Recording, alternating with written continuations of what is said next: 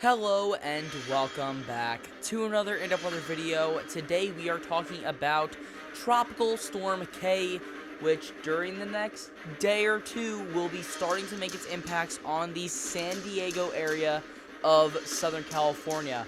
Now, a lot has happened over the last 48 hours, and we now know a lot more about the impacts of this storm. So we're going to be going over those today in detail so you don't miss anything about this storm. We are going to go over all of it.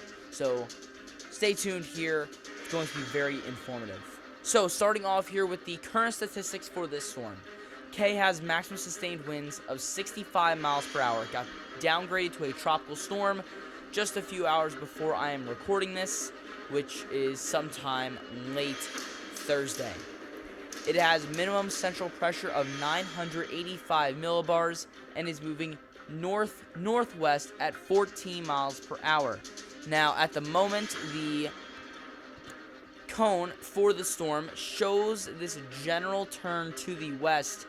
Now, there is the potential that the storm could loop all the way around. We'll talk about that a little bit later.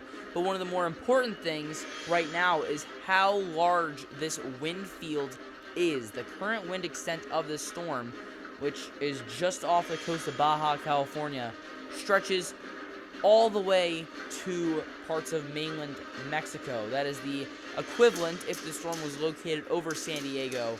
The storm's wind extent would extend very close to Phoenix and Tucson. So this storm is expected to remain a tropical storm as it bypasses San Diego, which is right in here.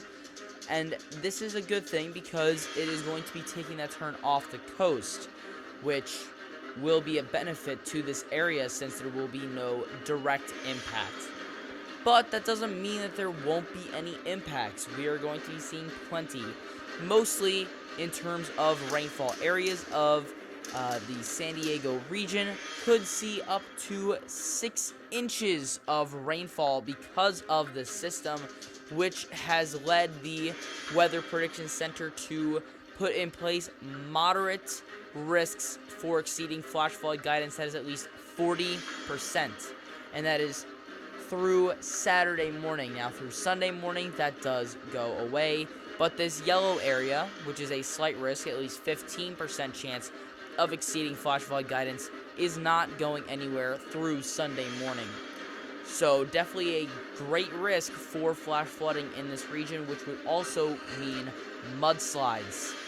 Now, the key messages for the storm is that heavy rainfall could lead to flash flooding, including landslides across the Baja California Peninsula and portions of mainland northwestern Mexico through Saturday morning. Flash, urban, and small stream flooding is likely across Southern California beginning Friday, especially in and near the peninsular ranges. Flash, urban, and small stream flooding is possible beginning Friday in southwest Arizona.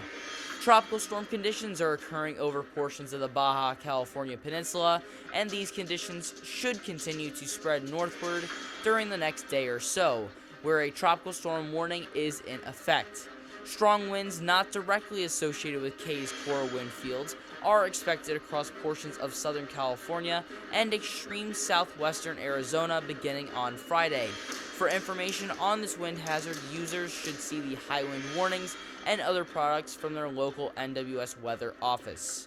So even though the National Hurricane Center is not predicting that wind field to hit areas of Southern California, there still will be wind impacts from this storm.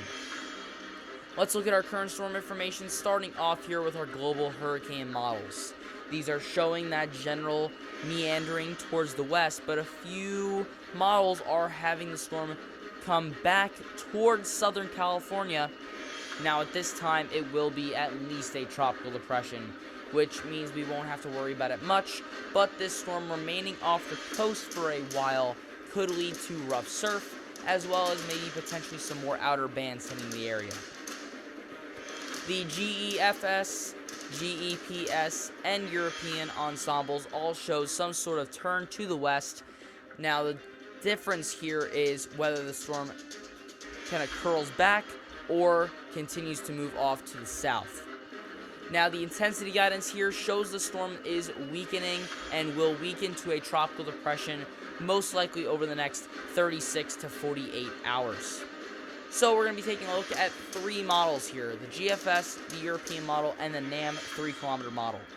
So the GFS is showing the system weakening, and it shows the storm coming much closer to California than the European model. The European model has that turn starting just a little bit earlier, and those impacts being a little less since the storm is also weaker at that time, which is where the NAM 3-kilometer model comes in. This is our highest precision model. So here we see the storm starting to make impacts with rain.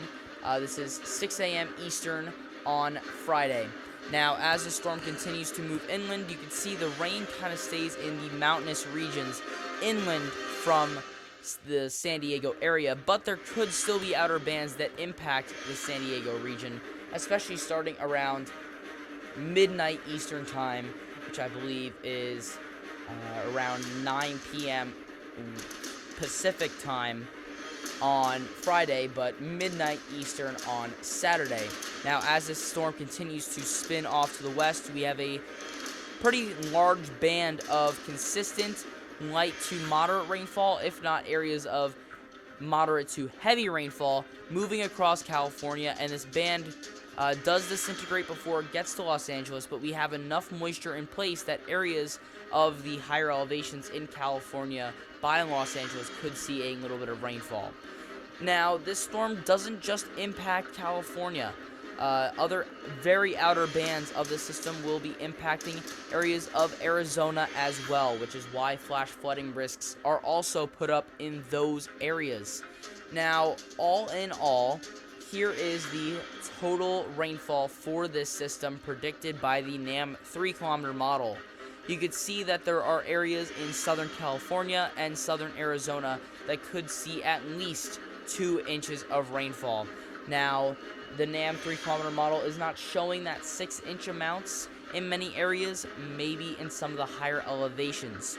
But in general, very Southern California, south of Los Angeles, but around that San Diego region could see probably close to a half an inch of rainfall from this system consistently across the board. Now, higher elevations will see more than that in both Southern California, most of Arizona as well. So we will be seeing that mudslide risk be heightened because of this system. So if this storm does wrap around, it does seem like this storm will have minimal impacts. This storm is going to disintegrate very quickly after it makes this westward turn into the Pacific. It's going to weaken into a post-tropical depression, and basically all of the moisture is going to kind of wear out. So that is a good thing. If the storm does wrap around, it will be very weak. It might just be a few showers at that point and maybe a few millibar drop in pressure. So no big deal there. But over the next 48 to 60 hours, we should be seeing potentially major impacts in Southern California, especially with that flooding and mudslide risk. Again, California is not used to seeing tropical systems. Tropical systems don't typically make their way up to California since it is so far north compared to most of the development of tropical systems. But that is all I have for today. Thanks for watching, and I'll see you guys next time.